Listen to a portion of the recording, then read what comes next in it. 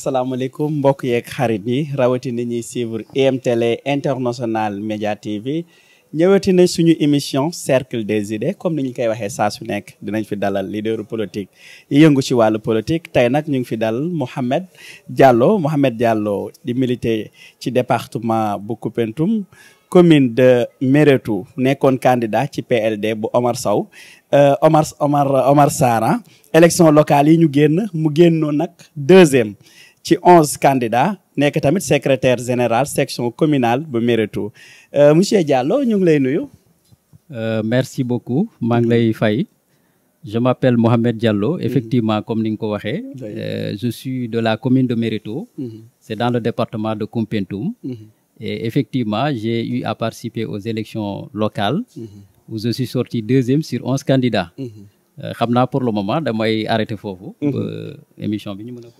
waaw jërëjëf monsieur Diallo ñu ngi am mbégte dalal la fii ci International Média TV muy IMTélé rawatina cercle des idées di émission boo xamante ni dañ ciy génnee ay xalaat liñ lay njëkk a laaj mooy sa parcours politique bi nga xamante ni dafa jaxasoo ndax dañu gisoon nga àndaloon waa Benno Bokk Yaakaar ñu jékki-jékki ñu gis na nga dem ci liste parallèle ci Omar Sarr lan moo waral frustration boobu nga def. Merci beaucoup monsieur Cissé. C'est une excellente question. Oui. Comme ni ma ko waxee man j'ai milité dans l'APR l'Alliance pour la République. Yàlla def dañ ci milité ba ñu tollu fenn parce que politique aussi da ngay màgg. bu ñu demee ba élection locale jege alors que nous on s'est dit que suñu heure jot na ñu samp nekk candidat pour compétir au niveau de la commune. Et comme tout le monde ce qu'il fallait faire mooy ñu def candidat à la candidature. Alors bu ñu ko defee quand même on avait le pressentiment que dañuy reconduire les maires. Ce qui a fait que comme question d'anticipation la. Nun rapidement dem nañu uti liste parallèle. ñu waxtaan ak Oumar Sarr bu ñu déggoo ñu investir ñu ci listam ñoo ngi ciy sant yàlla parce que on est allé sur une élection où on a eu 11 candidats. 11 candidats avec un maire sortant qui avait tous les moyens. Nous sommes sortis deuxième derrière le maire. Actuellement, nous avons 4 conseillers au niveau de la commune et une base politique extrêmement forte. Alors, au sorti des élections, ñu defaat beneen évaluation. ñu xam ne léegi véritablement ak base bu ñu yor ak ambition bu ñu yor. Il faut ñu rejoindre un grand parti politique. noonu la ñu dem ñu waxtaan ak leader PDS yi au niveau de Dakar ñi nga xamante ne ñoo fi nekkal le président Karim Meïssa Wade. Pratiquement ñi ci gën a bëri rencontre naa leen waxtaan naa ak ñoom expliquer naa leen sama parcours ak yëpp. ñu souhaité ma bienvenue dans le parti ba mu demee ba ñoo ngi def le renouvellement des structures communales ñun mën naa wax ne sax sens la si ñun parce que c'était pas évident mën nga ñëw ci parti nga dugg ci fekk renouveler wuñ instance yi mais ñun dañoo ñëw yàlla defal ñu sutura ñu fekk structure yi yëpp parti bi moo ngi koy renouveler donc comme am nañ en existant une base politique forte ñu soobu ci jongante bi ut ay secteurs comme tout le monde bu ñu utee ay secteurs heureusement on a eu plus de secteurs que les autres ñi fa nekkaloon PDS noonu la ñu élire comme le nouveau secrétaire général section communale PDS bu Méréto mooy commune bi le chef-lieu ci instance départementale bi aussi man la ñu élire comme le président de la fédération départementale ñoo ngi continuer di ci liggéey tout récemment ci parrainage yi lañ nekkoon loolu aussi def nañ fi liggéey bu mucc ayib parce que véritablement ñun au niveau de notre commune am nañ 510 parrains. 510 parrains ci commune bi. Et pour premier lot. Donc ce qui veut dire que am na lu fa nekk tey. Donc ci situation boobu lañ toll on continue notre parcours et notre combat dans le Parti démocratique sénégalais. Jusqu'à la victoire finale le 25 février 2024 incha allah. waaw mais monsieur Diallo ni nga waxee parcours bi mais daal gisuñu ci courage politique quoi kuy dox ci ay intérêt politique la ñu gis quoi. parce que bu dee da ngaa bokkoon Benno Bokk Yaakaar investir wuñ la président kam fa teg xanaa coalition bi mën ngaa ànd ak ñoom nga nekk fa ñukk dem jël sa coalition bopp yow mënoo woon delloo Benno Bokk Yaakaar parce que da nga leen trahir. Merci beaucoup loolu aussi c'est une excellente question parce que dama jàpp ne courage politique moo ngi commencer ci courage de prise de décision et de façon indépendante parce que boo nekkee acteur politique.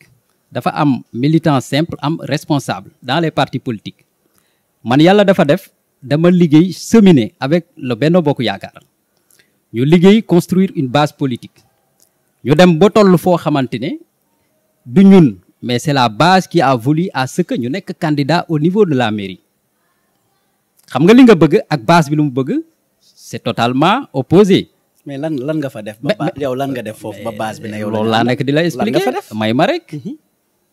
parti bi bu mu fay egg parce que tey sax bëgguma fi woon nekk vraiment di discuter aussi avec pour l'APR.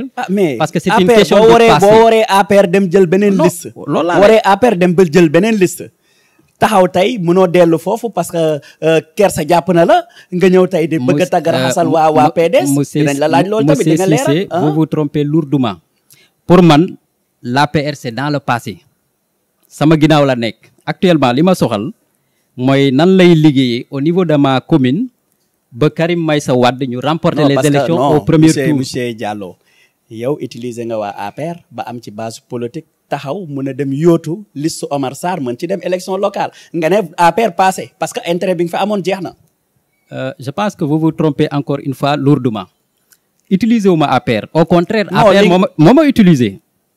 mais bu dee président dafa def suwaawam mooy amoo poids électoral bu dëgër nag bañ mën laa investir nag monsieur Diallo. mais ku amul poids électoral mënul génn deuxième sur une élection sur 11 candidats nga génn deuxième avec tes propres moyens parce que xam nañ ne opposé yombul. imaginez le parti au pouvoir mooy yu ñu déployé c'était toute une machine contre nous yàlla def ci 11 candidats yi ma génn deuxième je pense que boo waxee ne aw ma base électorale vous vous trompez lourdement parce que tey boo demee Méréto boo fi waxee kan moo fi nekk leader je pense que Mohamed Diallo lañ lay wax directement. mais président bu demee bay def soit candidature yow nga ne yaa nekk Méréto na la fay bàyyi di investir keneen nag ba ngay filistrer. merci beaucoup choix président la mais ñun on a pris nos responsabilités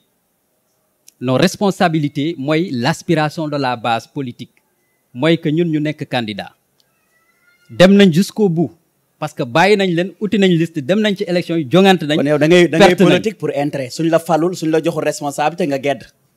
c'est diamétralement opposé. non loolu nga taxawee. élection locale noonu nga taxawee. bi élection yi jeexee tamit demoo milité waat APR da nga dem uti waat feneen fan ngay toog pour yaatu. monsieur Cissé man je pense que du ma cantonné wu ci ruqu APR parce que l'APR c'est dans le passé pour moi li ma soxal actuellement c'est le parti démocratique sénégalais. ana discipline de parti bi ngeen doon woote. discipline de parti man awma lecture boobu discipline la wala manque de discipline la man ce que je retiens mooy on a fait un choix politique qui est forte mooy suñu base am na li mu bëgg nañu taxaw ñu représenter leen on a pris nos responsabilités te jàpp naa ne chaque tey ki nga xamante ne acteur politique digne nga demewoo des intérêts crypto personnels sa base lu mu soxla moom ngay def maintenant le président avait le choix et librement de choisir quelqu'un mais nous aussi au niveau de la base am nañ suñu liberté ñu postuler pour répondre aux aspirations de notre commune de notre localité léegi li ma bëgg mooy jël deuxième ci élection locale loolu jar na ndam. ndam bu rëy li ngay bàkkoo kay mën nga ko am nga doole boobu da ngay gagner élection yi. merci beaucoup. foofu sax la waa Benno doon jàpp ni yow tekki nga dara ci wàllu politique. may ma ñëw lim boo gis ci benn lay commencer. ñun suñu première fois ñu candidaté ñu génn deuxième. loolu day prouver am nañ poids am nañ base loolu day prouver am nañ perspective sur le plan politique ñoo ngi continuer di ci liggéey mais li ma tax a ñëw tey particulièrement mooy se débattre à l'intérieur du parti démocratique sénégalais bi nga xamante ne ci laa nekk ci laa jël samay responsabilité ak sama base ñoo ngi ciy militer. APR indiwuma fi bala nga wax nag ci Benno bala ngaa wax nag ci PDS Benno Bokk Yaakaar bi nga xam ne ñoo la defal lépp ba nga am fitu taxaw di incarner sa leadership nag war nga ci mën a wax. waaw li ma ci wax mooy loolu franchement dama koy wax partout mooy j'assume j'ai été dans le parti j'ai milité dans le parti am na liñ fa def. man je ne suis pas nihiliste mënuñoo wax ne lépp baaxul wala defuñ fi dara man nekkuma ci catégorie yooyu. non est-ce que nekkul intérêt politique ngay def. non may est-ce que président nekkul ci fin de mandat nga xamante ni sa yaakaar bëreetul foofu nga ne naa dem relayer feneen tamit monsieur Diallo. non bokkul parce que man dama jàpp nous sommes en démocratie yàlla def on a cheminé avec le président de la République liggéey na mandat am lu mu ci def demaat un second mandat aussi véritablement mu am lu mu def. Et en tout républicain je pense qu'il a compris il fallait quitter def na déclaration dem na xëy na il a proposé un autre candidat comme am na choix ak liberté proposé ku ko neex ñun aussi am nañ choix ak liberté au nom de la démocratie ñu ànd ak candidat bu ñu neex et candidat boobu te nga xamante ne moom la ñu am yaakaar tey mooy Karim Meïssa Wade mooy le parti démocratique sénégalais et véritablement man ci laa bëgg a discuter parce que ci laa nekk ci lay militer lépp li ma mën a def ak li ma am ci laa koy def pour ñu mën a gagner élection yi au niveau de ma commune PDS au département pare na koo xamante ni gisoo sa leader Karim Wade kañ ngeen wax ni dafay ñëw Sénégal boobu ba léegi mais Karim Wade il est là fan la Karim nekk non Karim man mii boo ma gisee gis nga Karim non may ma je t'explique Karim Meïssa Wade parti la am le parti démocratique sénégalais c'est pas une question de personne mais c'est une question de parti c'est l'un des partis les plus structurés au Sénégal qui a plus de représentativité foo mënta dem damay jël à l'échelle communale sama commune tey heure bii ñu nekk nii amul ku ñu ëppale parrain ci parti politique yi au niveau de Méréto et je suis convaincu aussi dans les autres collectivités territoriales dans les autres régions foo dem il y a tey des dignes leaders du parti démocratique sénégalais qui s'imposent et qui attendent l'arrivée du président Karim Meïssa Wade kañ la date bi joxe wuñ ko waaye ñun lu ñuy da ngeen foowee Sénégal non foowee wuñ ko parce que lu ñuy def on a posé des pas importants toogoon nañ fi ñu bëri ñu ne ñii duñu parrainer ñu toog mu nommé un coordinateur national en l'occurrence Maguette Sy mu génn def sortie mu ne ñu Karim Wade demandé na à ce que ñu dem ñu retirer fiche ñu lancé wu ci opération de parrainage yi. leader boo xam ne du audio. non loolu laa lay expliquer. du posté non kenn du ko dégg. mais danga may may ma expliquer leader la. danga may ma expliquer buñ ko defee mu nekk premier pas ñi nga xamante ne woon ñoo ngi doon wax yëpp du ñu parrainer du ñu def li je pense que noppi nañ ñu pare ci loolu. li gën a am importance mooy parti bi choisir na Abdoulaye Racine Kane ñu dem ñu fay suñu caution mais ku dul bokk ci ay élections. caution njëkkante yooyu. non du caution njëkkante seen leader ñëwagul kenn xamul. ku dul bokk ci ay élections kenn xamul seen suba ngeen njëkkante jëkk a joxe caution. mais dama lay rassurer monsieur Cissé. vous serez ñaata janvier ngeen wax ni Karim Wade day ñëw Sénégal. non xam nga aussi parti bi dafa am calendrier boppam nit ñi lu ñu bëgg. ak nu ñuy doxalee à l'intérieur du parti mënul doon benn ku ne da nga am sa stratégie am sa identité. est-ce que nekku leen da ngeen nax seen bopp. non stratégie politique yooyu amatul. contexte politique Sénégal dafa changé monsieur Diallo. non dafa changé mais c'est juste dama lay rappeler le président Wade en 2000 c'est à moins de 45 jours des élections la ñibbisi au Sénégal. et il a remporté les élections. monsieur Diallo léegi non may ma yow 2023 ngay jaawale 2000. contexte politique changé. xale yi màgg. di tànnal seen bopp nga bëgg leen convaincre ci Karim Wade bu ñu gisul. mais Karim Wade. ba pare may wax nga jël exemple Ablaye Wade 2000 la ñibbisi kon 2000 ni Ablaye Wade ñibbisi woon kon da ngeen am loo leen préparé benn deal boo leen ràbb bu setee Karim mooy dugg si. comme ni Ablaye Wade non amul deal. non li nga wax ni dafay wane ne am na deal bu nekk si biir da nga may déglu rek amul deal. parce que da nga ne Ablaye Wade. dañ ko waajaloon dañ maa invité dañ ko waajaloon da nga maa invité da nga may déglu. non parce que bu ma expliqué wul téléspectateurs yi ñuy seetaan duñu comprendre mais mënoo maa invité bëgg a répondre sama place. non xam nga yow yaa wax yaa ne Ablaye Wade 2000. mais dañ ko waajal mu ñëw. kon Karim 2023 dañ koy waajal mu dugg si. mais ci lañ nekk lan moo nekk ci suuf ban deal moo nekk ci suuf. non dara nekkul ci suuf encore une fois damay répéter je te rassure parti bi acte yu mu teg yépp acte yu wane na Karim Wade il sera là très bientôt pare na nañ fay nañ suñu caution on est en train de préparer un retour triomphal de Karim Meïssa Wade à l'image de son père en 2000 loolu laa la mën a délivrer mais suba lay ñëw gannaaw suba lay ñëw date boobu man mënuma koo wax keneen it du la ko wax parce que parti bi actuellement ñun yëpp dañuy liggéey ci perspective il sera là très bientôt le moment venu la date sera communiquée et tous les Sénégalais seront au courant et il est la personne la plus attendue au Sénégal loolu yaakaar naa xam nga ko. déedéet. non bien sûr. Karim est-ce que dinañ ko tudd sax ci leader yi fi nekk. yéen parrainage bi sax est-ce que nekk ngeen actualité ñu ne PDS mi ngi parrainé. merci beaucoup loolu aussi c'est une excellente question. non actualité politique bi fi nekk fi mu toll nii nan la ñuy dégg Pastef la ñuy dégg Benno Bokk Yaakaar. mais PDS kenn du ko dégg. non du loolu. léegi nga bëgg a imposer Karim Wade sénégalais yi. monsieur Cissé c'est une question de stratégie wax naa la ko c'est-à-dire toog nañ fi tey.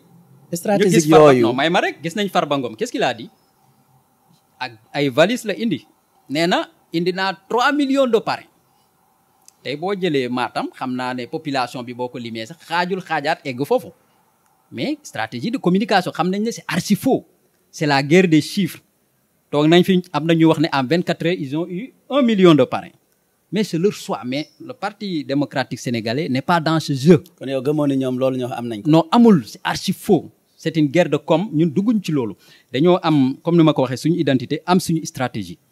yéen ñaata parrain ngeen dajale non yéen waa PDS. actuellement ce qui est important mooy Maguette Sy le coordinateur national avait fait un communiqué. On avait dépassé depuis très longtemps d'ailleurs les 350 000 parrains. Actuellement le dépouillement est en cours man mii di la wax ñun au niveau de notre département on a eu pour le moment premier lot 1300 parrains. dont 510 qui viennent de la commune de Mérito bi nga xamante ne maa fa jiite section communale. Le dépouillement se poursuit. te gëm nañ ne ñii di wax am nañ 1 million am nañ 2 millions c'est sûr et certain bu ñu paree dépouillement mën nañ leen ëpp mais ñun on n'a pas jugé nécessaire ñu toog ci médias yi di jéem a nax suñ bopp ndax nax suñ bopp mooy taxaw ci kanamu sénégalais yi di leen wax ne je viens de Matam am naa 3 millions de parrains à Matam. monsieur Cissé ñun dugguñu ci jeu boobu kon Benno Bokk Yaakaar li ñu wax amul. non lu ñuy wax c'est archi faux je pense que Mimi Touré wax na ko. te Mimi Touré bu toogee tey xam nañ ne elle est même l'âme un peu de l'Alliance pour la République à l'image des autres. wala da ngeen amul base politique boo leen amee 3 millions parrain tamit. non bul weddi ay parrainage u jàmbur yéen mënoo leen ko am ñoom mën nañ ko am. non yaakaar naa wax loolu ndax sa bopp la parce que tey boo xoolee le Parti démocratique sénégalais quoi qu'on puisse dire ça fait partie des partis les mieux structurés au Sénégal loolu xam nañ ko. te gëm naa ne tey boo génnoon Dakar dem au fin fond du Sénégal. non Parti démocratique Sénégal moom jaragul ñuy wax Sénégal. non dama lay expliquer parce que di nga fi wax élection 2019 Karim dina ñëw ñu jékki-jékki mujjee ci protocole Conakry.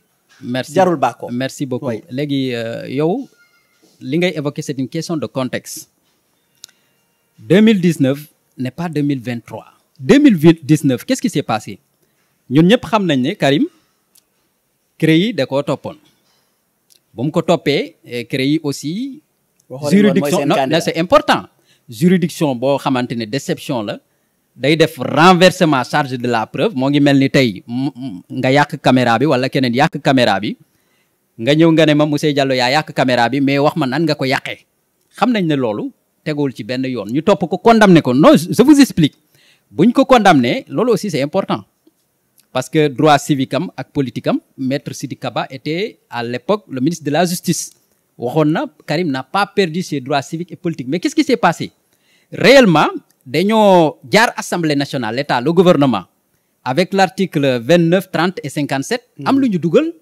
ci code électoral bi mooy pour nga doon candidat il faut être électeur le mot électeur bu ñu ko fa dugalee qu'est-ce qu'ils ont fait le candidat Karim Wade dafa non je t'explique dafa inscrire loolu 2018 ñu jaar foofu jaar assemblée nationale utiliser institution yi dindi ko ci liste bi yàlla def na avec dialogue national bi jot a am qui a été très fructueuse PDS en tant qu'un parti démocratique ñu participer ci gis nañ ne résultat yu positif yi va am dañuy def révision procès de Karim tout récemment il s'est inscrit si ginnaaw bi ñu dilee ci yeewi askan non de question dil ba am taxawaay biir assemblée nationale mën a siggiwaat monsieur Cissé li ma lay expliquer Karim bindu na ci liste électorale yi non il est électeur non bi mu nekkee ci diggante dil bi amoon ñoom ak yeewi askan bi ba PDS am ay députés yu bëri non loolu du deal parce que aussi encore une fois yaa ngi ci mais PDS dee woon na élection locale boo ko évaluer ak élection législative bokkul je ne suis pas d'accord parce que boo xoolee en 2017 taxawaayu élection moom laa lay expliquer législative moo gën a baax par élection locale monsieur Diallo moom laa lay expliquer en 2017 parti bi presque am na ay 529 xam nga 45 000 voix avec quelques 27 xam nga 25 députés élection législative yi passé on était à 460 nangam voix élection locale yi on était à 400 nangam voix et actuellement on a suffisamment de députés 25 députés donc parti boobu boo xoolee daanaka chiffres yi lu ñuy varier bëriwul kon ñun dañoo jàpp ne suñu heure boobu parce que nekkuma PDS mais c'est une question d'alliance pour un contexte bien précis ku ne da nga bëggoon ñëw nga indi sa doole ngeen bokk liggéey bokk nañ ñu liggéey ñu am ay résultats alliance bi nag alliance politique la woon pour un contexte bien défini xam nañ ne parti bu ne da nga am sa objectif am sa ligne de conduite. bi intérêt taxawee ngeen bàyyi ko fa. non du question intérêt question de projet la ngeen woon. war a taxaw assemblée nationale ngeen indi seen président teg ne mooy seen président mënoo leen ànd yéen ñëpp ne benn président ngeen am. non xam nga comme ni ma la ko waxee aussi. il faut candidature yéen ngeen porter seen candidature bokk si njëkk a annoncé. mais c'est normal parce que parti démocratique sénégalais comme ni ma la ko waxee parti bu rëy la. intercoalition ngeen waxoon. non mais xam nga question de gis-gis la. le parti démocratique sénégalais c'est un très grand parti. un parti démocratique xëy na am na ay lignes de conduite yu ñuy adopté à un moment donné les partis est obligé de ne pas s'éloigner de son identité parce que am na loo xamante ne tey parti bi mënu koo sori lépp luy yàq le bon fonctionnement des institutions parti démocratique sénégalais mënu ci dugg parce que c'est un parti référence en termes de démocratie au Sénégal. démocratie président Abdoulaye Wade moo fi nekkoon forcé doom ji nekk fi ngeen xeex doom ji ba ci yàgg ànd ak doom ji loolu am na démocratie. Absolument Abdoulaye Wade loo ko bañ loo ko sikkal waxuma la Sénégal mais ci Afrique c'est l'un des plus grands démocrates loolu Sénégal moo ko nangul et c'est un travailleur. Maintenant ce qui s'est passé dem wóoluwoo kenn si parti sa doom remplacer loolu mooy démocratie. non c'est que il a été mal compris. di dem sa doom remplacer loolooy démocratie. non il a été mal ñeneen ñi amuñu benn compétence ñaata moo filtré biir PDS. merci beaucoup mais xam nga li ngay xool toujours mooy njeexital ba. c'est ce qui est important xam nga boo gisee ma wax la ko peuple bi bu ñu bañee yaakaar naa yaa ngi rappelé wu jour boobu le président Abdoulaye Wade a reculé c'est ça un démocrate contrairement à ce qui se passe parce que le régime en place duñu reculer ci dara parce que Abdoulaye Wade loo ko bañ loo ko sikk quand même saa yu mu xàccee peuple bi xàcc mu teeng day yolomal je pense que le peuple sénégalais lui reconnaît ça contrairement à ce qui se passe actuellement un recul démocratique sur tous les plans. mais président Abdoulaye Wade fi mu toll nii di maam mënoo leen ko bàyyi mu noppalu mais ba tey ngeen bàyyi ko mu nekk secrétaire général bu PDS tamit. waaw xam nga mag nag baax na ci kër. mais ci politique. waaw mais baax na ci kër. Abdoulaye Wade c'est la source de la stabilité du parti mais il faut nga xam tey parti bi y a une relève damay jël sama bopp je suis jeune très jeune je suis de 87. man dama jiite sama commune nekk sama département te ñi fa nekkoon mën naa wax ne xëy na samay maam lañ sax. ñi ma si jiite parti boo demee dans les autres régions aussi c'est comme ça tey partout au Sénégal il y a une relève générationnelle dans le parti démocratique sénégalais qui a une vision commune avec le président Karim Meïssa Wade qui est jeune et compétent. dafa am responsabilité de. c'est-à-dire. ku àndul ak Saliou Dieng neexoo Saliou Dieng doo fa am responsabilité de. honnêtement yow yaa ngi nii waa PDS ña nga bàyyi fële ñu jël mbir mi jox la xam nga ni yow déggoog Saliou Dieng moo tax nga jot poste de responsabilité boobu. non honnêtement Saliou je le respecte beaucoup je sais que c'est quelqu'un qui est calme discret travailleur mais man lu ma ko xam sax yàggul en toute sincérité il m'a reçu dans son bureau on a discuté. mais link bi nga am. ba ñu sàgganee waa PDS jox la ko te nga doon gan. ba ma expliquer la Saliou Dieng balaa ma koy xam doon naa li ma doon ba pare. dañoo dem renouvellement structure yi ñu élire ma le secrétaire général section de la commune mu doon un pas buñ ci jógee ma ne nag il est temps ma dajeek le chargé des structures parce que yoon la aussi ñëw naa ci parti bi te tey yàlla dafa def aussi xam naa ne xamoo fa mais am na li ma yàlla may foofu dans le département de Koumpentoum et dans notre commune donc c'est normal ma xamante ak leader yi pour la première fois j'ai rencontré Saliou il m'a reçu ñu waxtaan ma expliqué ko affaire yu bëri certes nag coow bi bëri na fi et c'est normal parce que un parti qui vit un parti démocratique toujours day am contradiction pourquoi responsable PDS yu bëree bëri dañ koy jam baaraamu tuuma waaw xam nga Saliou surtout anciens yi waaw loolu c'est important honnêtement parlant man du ma ko défendre ci dara parce que joxuma lu ma koy défendre sekkuñu relation bu ma koy défendre mais je suis honnête et sincère li ma ko xam yàggul li ma gis ci moom day choisir candidat non loolu c'est archi faux dama lay expliquer lu ma ko xam yàggul mais ce que j'ai constaté parce que ci liñ ma wax parti bi presque depuis 94 xaw ma 15 moo ngi jëm a def renouvellement des structures du PDS 2019 noonu 2021 noonu personne ne l'a réussi c'est un coup de maître il est arrivé vraiment à réussir le renouvellement des structures xam nga nit ki loo ko bañ mais boo ko xamul da ngay constater liggéeyam nga apprécier ko honnêtement parlant à ce niveau c'est à saluer chapeau maintenant li nga xamante ne moo fa am ci biir man duma défendre kenn am na ñu wax ne xëy na moom la ñeneen ñu wax non ainsi de suite mais li may jàpp parti bi day dund man noonu laa ko gisee parti bu dundul du am xeex du am xiiro du am ŋaayo te aussi la nouvelle génération a voulu dans beaucoup de localités wax naa la ko reprendre les instances du parti loolu nag saa yu mu amee dina am problème. monsieur Cissé ñi ngeen ñàkk ci politique ponkal yi ngeen ñàkk ci politique PDS mun na tekkeeti dara fii Sénégal. loolu. ñaata ponkal ngeen ñàkk. ñaata ponkal ñoo ñëwaat ci parti bi man question boobu laa lay renvoyer. yan ponkal lañ fi gis. boo demee Sada Ndiaye ancien ministre un lion du Fouta il est revenu dans le parti Kalidou Diallo démb laa gëj a barke démb laa gëj a waxtaan ak moom il est à Paris présentement. un lion du Fouta ministre de l'éducation nationale il est revenu dans le parti. boo demee Podor y a les Racine Kane y a les Abdoulaye Diop raison yi foo mënta dem tey y a les anciens ministres. qui reviennent dans le parti Kéba Kanté Fatick il est revenu dans le parti. Kéba Kanté Mayoro Faye il est revenu dans le parti tey li nga mën a constater mooy. kon politique intérêt ngeen ni politique. maanaam politique intérêt nan nga koy définir. ah mooy xaw ngeen am yaakaar ñoom ay libéraux lañ mën nañ accéder ci pouvoir bi ñu ne tey ñoo dellu si waat xeeñ ci biir PDS.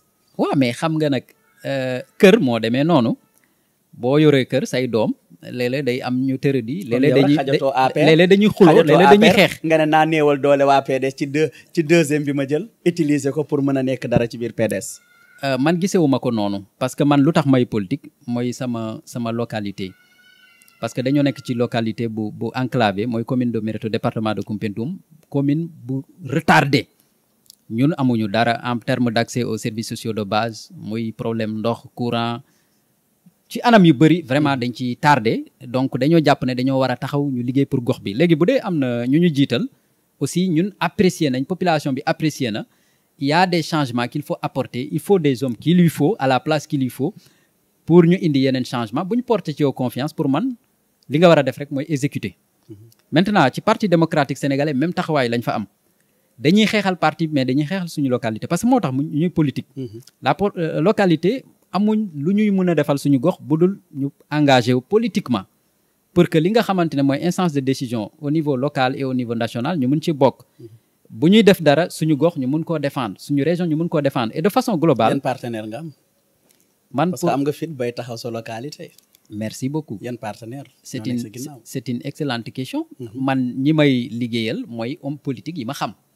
ñu sekk teranga sekk relation yu professionnel damay jël samay initiative comme le 31 bi exemple. incha allah am na tournoi bu rëy a rëy bi nga xamante ne deuxième édition laa nekk. j'ai dépensé moins de 1 million l'année dernière. trophée boobu c'est pour toute la jeunesse de la commune de Méréto. ma ciy demee si samay propre moyen pour première édition bi. structure bi nga à part PDS ndax da nga am mouvement boo jiite. waa effectivement xam nga comme ni ma la ko expliqué woon. pour ma mënoon dem ci élection législative. il a fallu que ma créer benn structure. c'est beaucoup plus organisé. ma créer benn mouvement politique bu tudd ADN Alliance pour le développement di Niani. ma jéem ci réunir couche yëpp def ci jeunes yi def ci femmes yi def ci sages yi mu doon appareil boo xamante ne moom la ñu demee. am force de négociation. ba ñu mënee jiitee liste dem local. loolu aussi c'est important nga koy rappeler. mouvement boobu ba tey moo ngi exister. ñoo ngi ciy liggéey mais comme on est dans le parti démocratique sénégalais. où je suis le secrétaire général président de la fédération. mouvement bi ci boppam day contribuer ci liggéey ci parti bi parce que dafa am objectif yoo xamante ne ay. édition bu tournoi bi. le 31 décembre incha allah. est-ce que tonooru PDS dinañ ñëw ci tournoi ba. waa incha allah ñoo ngi koy préparer d'ailleurs ñoo ngi liggéey man ak ñoom salaam ak ñeneen ñi. pour ñu xool incha allah date bi buñ ko stabiliser. invité yeeg yooyu yëpp dinañ ci participer bu soobee yàlla incha allah. à part tournoi ak jeunesse bi jigéen ñi lan nga fa def. waaw c'est très important jigéen yi comme je suis jeune damay commencer li ma njëkk a xalaat mooy mënuma dindi ci sama poche. di leen jox je suis jeune cadre je travaille mais mënuma am toujours lu ma leen di jox. il faut ma jéem a xool nan laa leen di organiser en GIE ci ay structure ñoo ngi ciy liggéey di leen formaliser pour le moment ci lañ nekk. y a eu de petits pas yi nga xamante ne jot nañ ko def des actions de solidarité. ñoo ngi koy def on est en train de en tout cas faire grandir ces initiatives là bu ñu mën a am ay financement pour ñoom ñu ci mën a liggéey incha allah. boo leen ñëwee ëllëg ci réew mi lan ngeen di changer ci li fi nekk ndax ñu bëree ngi naan problème mu justice dafa tëddeewul njaaxaanaay seen programme boo leen ñëwee ci wàllu yoon. waaw loolu c'est une excellente question ndax tey fuy metti foofu nga teg sa baaraam. La justice sénégalaise elle est malade. Nous avons vécu un véritable recul démocratique. Parce que xam nga réew justice du ci caaxaan. Mais bu dee dafa am kumba am ndey kumba amul ndey. yaakaar naa loolu ça devient très inquiétant. te tey même le sénégalais lambda boo ko questionné lu mu lay njëkk a wax dëgg yàlla amatuma confiance ci sama justice. Et loolu c'est un précédent très dangereux pour un pays comme le Sénégal qui est une référence en termes de démocratie en Afrique de l'Ouest et en Afrique de façon générale. Donc je pense que loolu il va falloir profondément essayer de réformer la justice. Problème de gouvernance aussi de manière générale parce que tey loolu aussi il faut qu'on essaye de revoir ça. Parce que gisoo ni pouvoir bi ñu jox le président de la République dafa diis trop. waaw loolu dafa diis xam nga loolu ñu bëri ñoo ngi koy jooytu. ndax bu ñu bëggee avancer il faut qu'on soit courageux. comme li nga wax nañu réformer waat. merci beaucoup il faut qu'on les pouvoirs du président sont excessifs. Oui. Dans un pays comme le Sénégal. te comme Sénégal référence la yaakaar naa war nañoo mën a couper le cordon ombilical entre justice bi et le président. parce que loolu véritablement il faut ñu liggéey foofu pour mën a jéem a regagner la confiance des Sénégalais. parce que on a l'impression te moo am lépp li nga xamante ne tey le pouvoir judiciaire da koy exécuter ça vient du pouvoir exécutif. te loolu ça pose un problème. léegi en tant que yow nga nekk politique di militer PDS 2019 daloon na la bii tamit mu dalaat ci opposant bi ñu doon wax moo ëpp doole muy Ousmane Sonko tey naka la ñuy def ba suñu processus électoral muy yoon bi ñuy demee élection ñu régler ko. loolu aussi c'est une question très pertinente monsieur Cissé. xam nga mooy li ma lay doon wax parce que Abdoulaye Wade c'est un grand démocrate. La question s'est posée en 2012 il a trouvé un certain Gaye qui est chargé des élections. loolu toujours bu ñuy wax démocratie man damay citer Wade. C'est un grand démocrate. C'était pour résoudre cette question. Ministre de l'Intérieur bu neutre. Oui. Maintenant ñun bu ñu naree dem élection. Sénégalais yi di appuyer sur vraiment l'alarme loolu aussi lu am importance la. parce que on a un peuple mature. boo nekkee dirigeant da nga war a am oreille attentive si sa peuple. ndax Sénégal am na fu ñu toll da ngay wax population yi ñoo gën a mature la classe politique. ñoom xam nañ ne pour que ñu am ay élections yu libre transparent et démocratique. il faut fondamentalement ñu régler cette question là. Et j'ai l'impression que le pouvoir reste sourd. Ce qui est très dangereux. tey le ministre de l'Intérieur que je respecte beaucoup ñoo bokk raison. mais je pense que même lui. Sidiki Kaba. waru ko accepter. parce que il a lutté sur les droits de l'homme ay kii yu bëri bi ñu ngi koy joxoñ baaraam. voilà non parce que waaw mais moom boo xoolee il est très proche du président. ça aussi c'est la première inquiétude. il a exercé que des ministères de souveraineté. te tey xam nañ ne ce sera difficile nga wax ne il peut être neutre. il faut ñu waxante dëgg. donc pour éviter ça parce que le Sénégal ne mérite pas ça. nañu xool un ministre comme Wade l'avait fait chargé des élections. pour être vraiment de façon équidistante. moom mën nañ saluer président Abdoulaye Wade ci boobu. absolument donc loolu yaakaar naa le président Macky Sall il doit faire l'effort de régler cette question là. de faire regagner la confiance des Sénégalais pour que bu ñuy dem ci élection yi mu doon ay jongante yoo xamante ne vraiment yu transparent la ku gagner parce que c'est le Sénégal qui gagne. ku gagner ñu xam ne encore une fois le Sénégal c'est illustré. je pense que on doit travailler en ce sens pour ñu mën a dem ci ay élections yu libres démocratiques et transparentes. mais bu ñu demee ba tollu fii tey ñu nekk 2023 ñuy gis naan dañuy désourder ay parti loolu tamit duñu delloowaat ci jamono joo xamante ne jamono ji Abdou Diouf naan jàkka jaa ngi noonu ku mu neex noddoon ndax boobu mi ngi doon éviter parti clandestin yi waroon am. waaw monsieur Cissé loolu moom yaakaar naa ne sénégalais yëpp même baat la ñu am. gis nga dissoudre parti. un pays comme le Sénégal gàcce la. parce que man damay répéter ni nous sommes une référence en démocratie. nga nekk beneen réew di dégg Sénégal dañoo dissoudre un tel parti je pense que c'est une honte pour le pays te ce n'est pas n'importe quel parti parce que xam nañ ne parti boo xamante ne loo iñaan loo bon xam nga ne c'était vraiment une première force politique de l'opposition du Sénégal dañuy waxante dëgg mënuñu def Sénégal dara te duñ leen ci boole mënul am mais parti boobu boo ko dissoudre loolu ça devient vraiment inquiétant c'est un recul démocratique comme ni ma ko waxee sànq parce que le Sénégal ne mérite pas ça lu ñu war a def s'il y a des problèmes ñu jéem a utiliser la justice avec une justice neutre une justice indépendante bu tëddee njaxanaay pour ñëpp parce que li ngay wax ni daf may fàttali li président Abdoulaye Wade di waxoon ba ñuy sonal Karim Wade dafa ne yéen a ngi gis ñu ngi dóor sama doom yéen opposition bi yëpp ngeen toog waaye si pare ci yéen la jëm waaw loolu Abdoulaye Wade c'est un visionnaire te lu muy wax rek xam na fan la jëm si loolu li ma ci confirmer mooy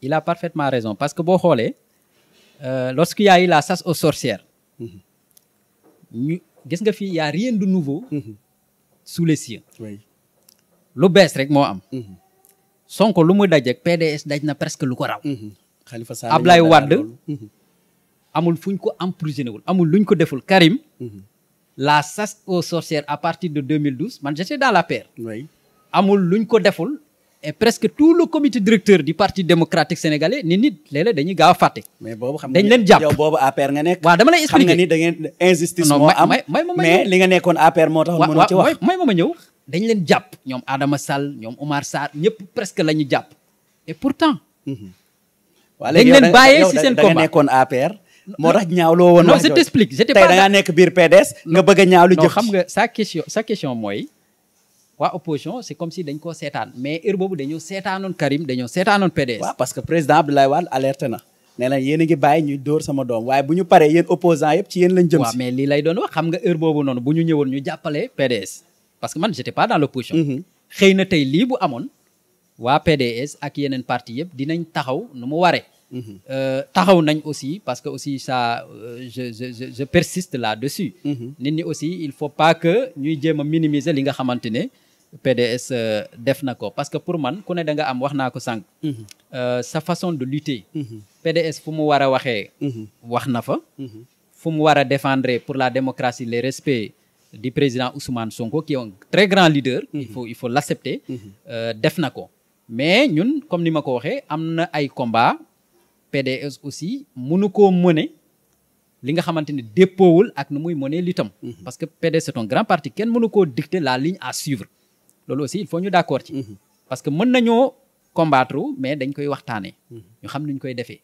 mais du ngeen nekk ci combat ba pare am nu ngeen koy mënee te ñun on a quand même des principes démocratiques yu ñuy fonctionner ñu fekk leen ci loolu moom yaakaar naa ne ñëpp xam nañ ko gis nañ président Macky Sall mu tëju bërki démb Diamniadio ñuy wax di évoquer coup d'état yi am ci Afrique ouest africain kañ la fiy jóge waaw loolu c'est à condamner xam nga man dama jàpp ne camp boo mën a féetoo rek ñun africains yi dañ ko war a condamner parce que coup d'état kenn mënu ko cautionner kenn mënu ko accepter parce que un pays ne peut pas réussir ne peut pas se développer avec des putsch il faut que ce soit formel là-dessus maintenant loolu aussi il faut ñu wax les deux côtés bu ñu amee ay njiitu réew yoo xamante ne éternellement dañuy bëgg a nekk au pouvoir ça pose un problème kon foog ñu am institution yu fort il faut ñu am des institutions fortes mais des gens démocrates yoo xamante ne bu ñu ñëwee def seen mandat dañuy dem loolu aussi il faut ñu d'accord ci mais quand on est dans des pays parce que boo xoolee pays yi am coup d'état yëpp pratiquement c'est l'enlisement au pouvoir qui a conduit au putsch loolu yaakaar naa la ñu war a njëkk a régler parce que c'est des coups d'état institutionnels il faut pas uniquement condamner les coups d'état militaires parce que s'il y a des coups d'état institutionnels yoo xamante ne nit ñi ils se laissent faire loolu yaakaar naa ne lu muy conduire mooy c'est à des coups d'état militaires donc dañ koy condamner mais les Africains doivent faire l'effort l'esprit de dépassement à ce que ñu xam ne képp ku fi yàlla teg boo defee sa mandat bu jeexee da nga war a dem parce qu'il y a des gens compétents yéen politiciens da ngeen bëgg nguur yéen boo leen wax nit ñi mais boo leen xasee toog ci pouvoir bi rek dootoo leen am yéen a jóg je ne pense pas parce que y a un changement de mentalité sa avec leader la nouvelle bu génération jëlee réew mi 2024 mën nañ gis changement boobu ñu gis démocratie absolument j'ai confiance parce que le président Karim Wade quoi qu'on puisse dire dañ koo yar ci keppaaru démocratie. Il a été élevé et grandi dans la démocratie, dans ses idées, dans sa pratique. nan ngeen di def ba jeunesse bi toog ci réew mi. waa loolu jeunesse baa ngi def immigration. waa loolu. mbaa sa jeunesse su dëkk bokk ci méritu. non immigration loolu c'est l'échec politique gouvernement bu fi nekk. xam nga tey boo xoolee jeunes yi yëpp les forces vives de ce pays. l'espoir sénégalais. ñuy dem di sànneeku ci géej gi. c'est triste. ba sax jigéen nekk. des enfants des nourrissons. oui loolu c'est triste. c'est posé président Macky Sall.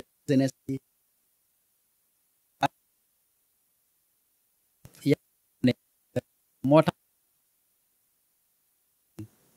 il n'est pas l'alternative et il ne peut pas être l'alternative parce que c'est une continuité du président Macky Sall parce que il est l'un des artisans du PSE, le plan Sénégal émergent. boo xoolee 3 axes yëpp mooy que la transformation structurelle de l'économie. si yan base ngeen mën a gagner élection présidentielle. ci yan base. waaw ak contexte politique bu changé bi.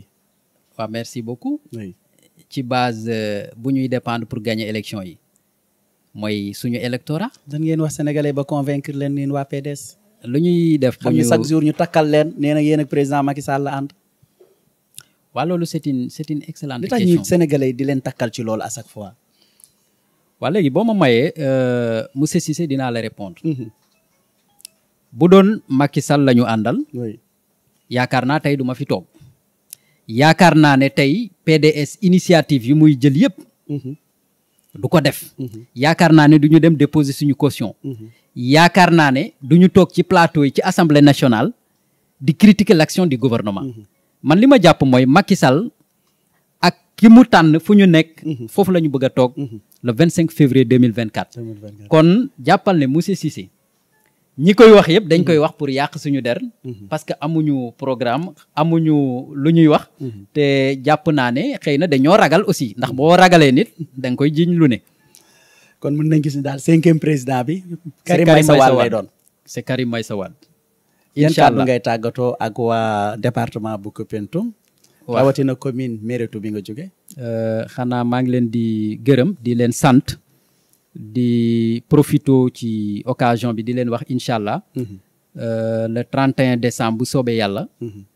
am nañ suñu 2e édition mooy tournoi de la jeunesse bu ñu fay organiser.